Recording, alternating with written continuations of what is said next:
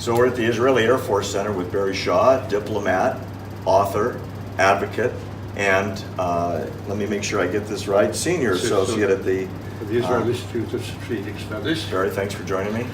Thanks for meeting with me. Of course. So you've got some interesting theories on the new Zionists here in Israel. Right. What's the basis? The basis of this is that I think for too long the people who've gone out from Israel, who are usually Israeli Jews to represent Israel and tell the truth of Israel, usually met like I've been met a few times of, well, you would say that, you're Jewish and you're Israeli. And increasingly, I've been hearing here in Israel voices that aren't heard abroad. And these are people what I call the new Zionists, because they're not heard. Who are the new Zionists? There are people like Israeli Muslim, Israeli Bedouin, Israeli Druze, Israeli Aramean, Israeli Christians, who are all passionate in support of the Jewish state of Israel. They'd be amazing.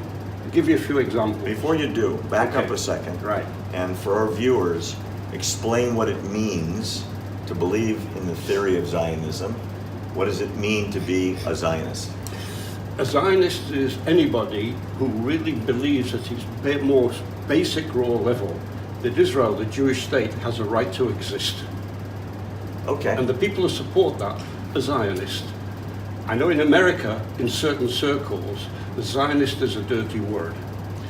In a previous book called Fighting Hamas, BDS, and Anti-Semitism, I expose that people who criticize Zionism are really criticizing Jews because of the deep heart of this criticism of Zionism, and using Zionism as a, if you like, a dirty word, is really a Jew hatred at the heart of it, which is expressed in a whole book I've written on it.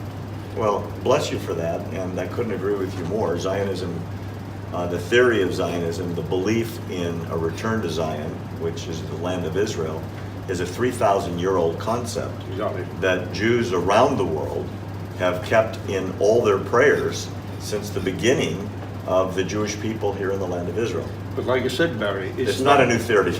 No, it's an old new theory because, like you said, 3,000 years, and it's not just a mythical story written in the Bible, because daily evidence is being found under the ground and in the archaeology and everything that this was a true story. It basically gives a truth that some of the people who hate Israel can't stand. Even 3,000 years ago, this was a Jewish state. And has been. And we did an episode earlier this week in the tunnels under the Kotel. Okay. To be able to see the history of the Jewish people thousands of years before there was a thought of anybody else living here besides invaders. Well, Barry, you and I, the two Barrys, have to convince UNESCO, the United Nations Education and Science and Cultural Organization, that in fact where you were, in Jerusalem, under the Kotel, was Jewish, built by Jews, but they say it's not. The Jews have no connection to that. And it's part of the campaign, the anti-Israel, anti-Semitic campaign that's going on, that's being led by the Palestinians, and is taken up on campuses and places around the world. Couldn't agree more. Revisionist history has always been part and parcel of violence and the abrogation of others' rights by rewriting the history and then using that as the justification for violence or a change of facts on the ground. So tell me about the new Zionists. You're about to give us some examples. Okay, before I'll come on to this with pleasure, but I wanted to repeat on something that you said before about the connection between what was written in the Bible 3,000 years ago and today. I'm reminded when I talk to Christian audiences who are supportive, often far more passionately than Jewish audiences who tend to be critical supporters of Israel. And they tell me it comes from one simple sentence that God spoke. I will bless those that bless you and I will curse those that curse you, right? What's that relevance today? The relevance today is the people today who curse Israel are the people that end up cursing the United States. You'll see it in the media, you'll see it on the campuses. The people on the campuses that do not allow a pro-Israeli voice are the ones who are speaking up against America. Some of those, the ones who do not respect the flag, neither at sporting events or on campuses. They want to rewrite American history, just as they're trying to rewrite the history over here. And this is, I think, part of the stand that both Israel over here has to take, as well as people in America, to stand up for truth and history. Good for you. And I think you're right.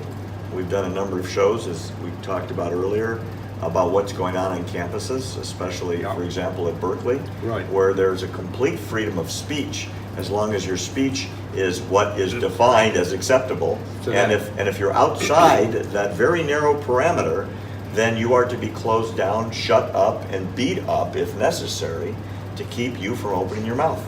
Well, I'm glad you mentioned Berkeley and what's happening, because related to what we discussed, the new Zionists, some of our people are on Berkeley right now as you and I are talking, because we have, for instance, an attractive 24-year-old girl called Dima, who was born in a place called Kalansawa, which was a Palestinian refugee camp. And as she grew up, one of the things she was determined to do as a young girl was to get out of the chokehold that the Palestinian Authority were treating people, A, in a refugee camp, and B, the lies that they were making and the violence they were inciting against Israel, the Jewish state. Just think about it though. She was born under the Palestinian Authority in the area that they control in a refugee camp. If you're a Palestinian and you're living under the authority of Mahmoud Abbas and the Palestinian Authority, you're home, aren't you? How could you be living in a refugee camp? And this is one of the lies she wanted to get away from. She moved out of there because she wants to be a modern Israeli Muslim girl, and she lives in Haifa. Today, she is in Berkeley, together with Jonathan, a Christian gay guy, also from Haifa. And his story is he escaped from Lebanon at the age of 9 with his family, because his father was an officer in the South Lebanon army, and when Israel withdrew, they had to get the hell out of there before Hezbollah moved in, because Hezbollah, Lebanon, was killing members of the South Lebanon army. Jonathan served as a lone soldier in the IDF. Let me back up. You jumped over something that's important. The people that were getting killed, that were the army officers in the South Lebanese army, the soldiers, right, were being killed because they were Christian, and therefore enemies of the global jihad, which is the mission of Hezbollah. Yeah.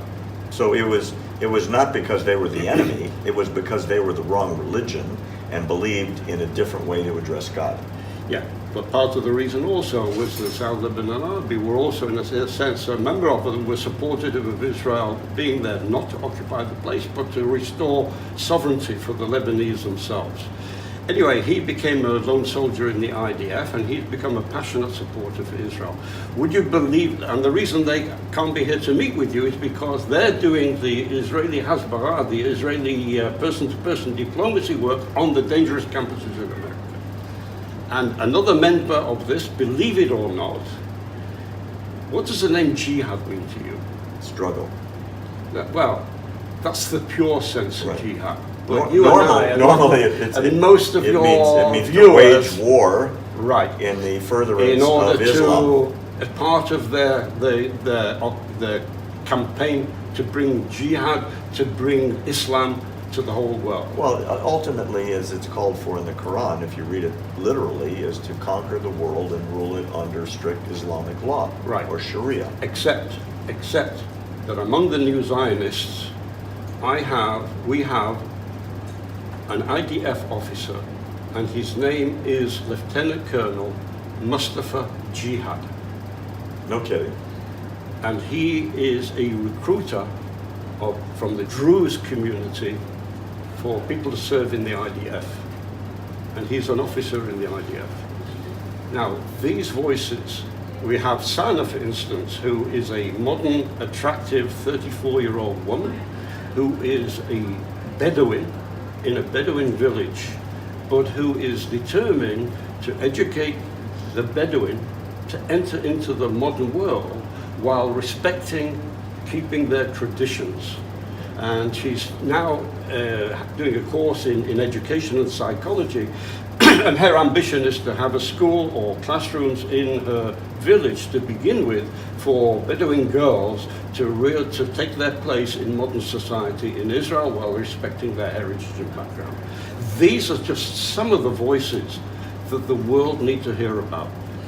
And the world need to hear about it because when these people like Jonathan, Dima, and Sama, and Muhammad, and Jihad go onto campuses in America or anywhere else, they speak in a voice that cannot be challenged.